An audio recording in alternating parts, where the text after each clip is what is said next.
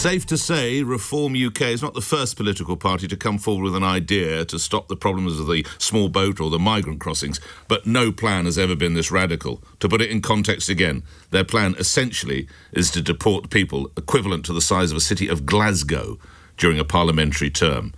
And it will include making payments to terrorist groups such as the Taliban. LBC's correspondent in the southeast, Emma Corr, reports from Dover. Emma?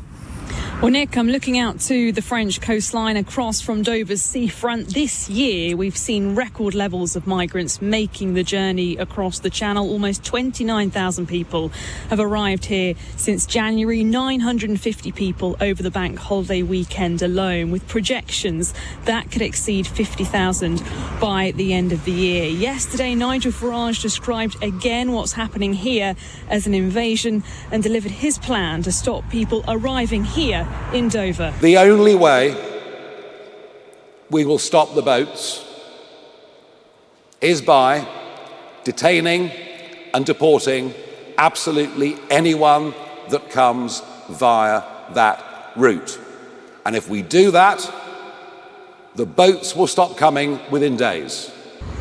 Reform's plan, dubbed Operation Restoring Justice, would be able to detain and deport up to 600,000 illegal migrants over 5 years, withdrawing from the European Convention on Human Rights and scrapping the Human Rights Act, while establishing large-scale removal centres in remote parts of the UK. Here in Dover, locals this morning have told me they've got mixed views on his proposals. I think we have too many that come in without working, just draining off the state. I think it's a difficult situation. There's something's got to be done. Whether just deporting everybody in a wanna is the right answer, I'm not convinced. There's just too many here at the moment that's just draining off the state. I think the danger with him is that he comes out with some comments that are really valid and good ideas.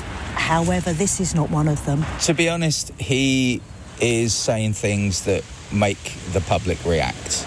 Again, I think politicians say what we want to hear, and he is definitely doing that. Meanwhile, Number 10 has hit back, saying Farage's proposals risk undermining international agreements, including the Good Friday Agreement, and that they're pressing ahead with their own plan, the one-in, one-out pilot scheme with France. The Conservatives, meanwhile, have accused Mr Farage of rehashing their previous ideas. But for people here in Dover this morning, as the crossings continue and political pressure rises, this plan seems quite divisive, welcomed by some, with others believing it's taking matters too far or have doubts that it simply won't work, Nick. Emma Corr reporting from Dover, 7:08. Let's get straight into the conversation of this. By the way, I'm going to take you to a country in Europe that actually has handled this far better, arguably is probably one of the best countries actually, in dealing with that issue. That's to come. We go elsewhere in Europe. Let's come back to the UK and bring into the conversation Reform UK MP and Deputy Leader of the party, Richard Tice. Good to have you on, Mr Tice. As I said earlier, yours is not the first party to try and tackle this, but yours is certainly the most ambitious. And I wonder if I can ask you about the costs. Your briefing document says it will cost £10 billion. The Centre for Migration Control, such a plan would cost £47.5 billion. And when asked why, Nigel Farage's response was, Zia Youssef, your colleague, is really good at maths. Are you really asking my listeners simply to buy that, Mr Tice? Good morning. No, good morning. What I'm asking your listeners to believe is that actually we've been round the block. We've got a track record of success in business, and we're now negotiating on behalf of taxpayers, and we will secure much better value than has ever been achieved before. And Zia's calculations are correct and will actually mean that over the lifetime of a parliamentary term, tens of billions of pounds can be saved, because we will remove this huge cost, currently 7 billion and rising, of the asylum seekers, the illegal migrants. And it's all part of our plans to deter people and to detain and deport people. And to do that, we need to leave the European Convention on Human Rights, we need to scrap the Human Rights Act, and we need to suspend for a 5-year period with a sunset clause international treaties such as the 80-year-old UN Convention on the UN 1951 Convention. Mr Tice, how comfortable would you be with the British government giving money to countries such as Iran, Sudan, or the terrorists of the Taliban?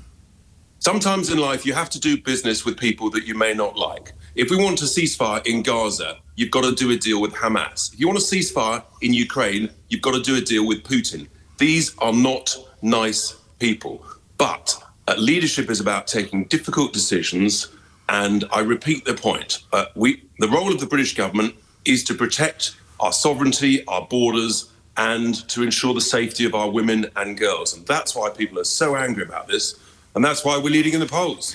It is reported that for each person currently deported, it takes 4 security guards, 4 whatever you want to call them, per person. So where are you going to get the additional staff from? We will engage the appropriate staff, we will detain... And this is all priced in, is it, Mr. Tice, into this £10 billion Zia's good at maths plan? It is, and we're also good at organising things. We're also good at getting things done. Nobody thought when we started out just before the general election that we'd secure any MPs. No one thought we'd now be trading as the leading party in every national poll. So we continue to exceed expectations that everybody sets for us. Nobody thought we'd win 10 councils. We did. We're running them. We're saving tens, if not hundreds of millions of pounds already. So, yeah, we've got a track record of success. And what we're saying to the British people is give us a clear mandate at the general election next time around, and we will sort this out. And lastly, you'll be aware, Mr. Tice, you're a bright man, exiting the ECHR. What does that mean for Northern Ireland?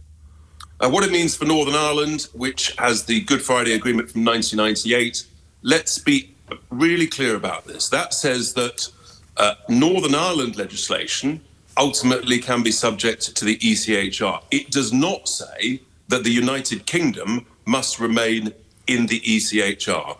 And discussions I've had with barristers, the UK can leave the ECHR whilst still complying with the Good Friday Agreement. It'd be a protracted business, though, Mr. Tice. You must accept that. It's not going to happen overnight.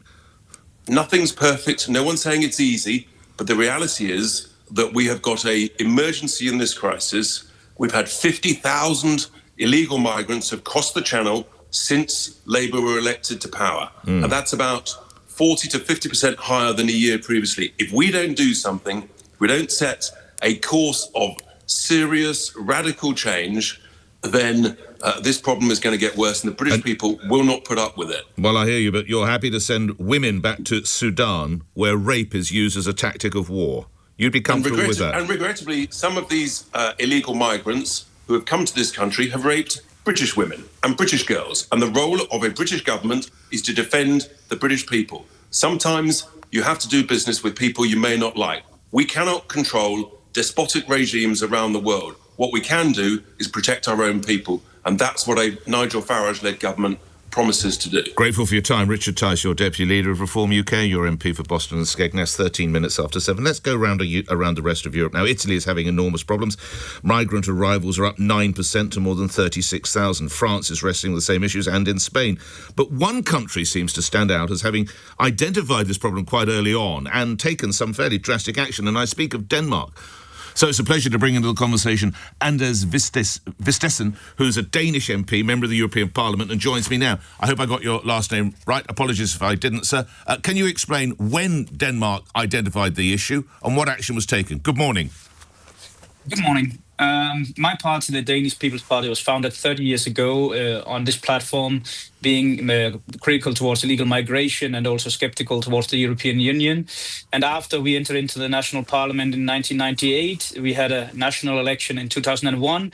And that is what we in Denmark today call the system change when it comes to migration. So basically, since 2001, governments both to the left and to the right have pledged to have a strict migration policy, basically with the target to have a stricter law than our neighboring countries, making it less attractive for an illegal migrant to be in Denmark than, for instance, let's say Norway, Sweden or Germany in our case. Yes, indeed. It is said that yours is the toughest or the strictest regulations within the European Union. What happens then to arrivals in your country? What is the process? Basically, at the moment, the process is that if you come illegally with an asylum claim, it is treated normally within 3 months' time. Then you have an appeal. That takes also an average 3 months' time. So within half a year, you have a decision. Most people will have their claim rejected because they don't fill the requirements for being refugees under the conventions.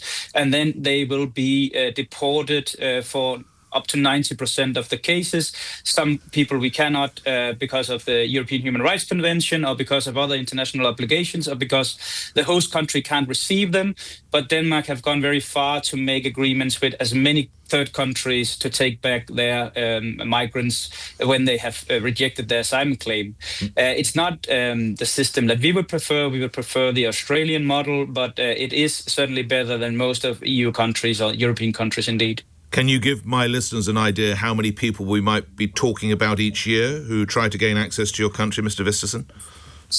Of course, we had a spike when we had the so-called refugee crisis of Syrian people 6 or 7 years ago. But in average today in Denmark, we will talk about around 10,000 illegal arrivals a year. Most of them will be rejected. I think the current stats are beneath 5,000 people who 5,000 people who will get their asylum claim accepted in Denmark. And lastly, Denmark would send people back to Afghanistan or Sudan or Iran?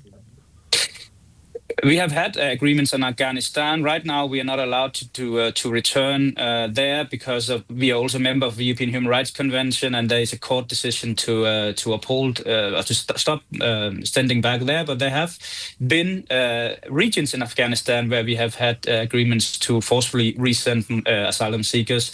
So yes, in principle, as long as we can live up to our international framework, which the majority of Danish parties still believe we should be part of, not my own, but that's another case, we will send back. And we are sending back to countries where, for instance, the European Union in general do not send back illegal migration. Brilliant. I've enjoyed our time this morning. Thank you very much for your time. Anders Vistisen is a Danish MEP, member of the European Parliament. Reactions coming in on that, unsurprisingly. Popular or populist? There is quite a distinction between these two.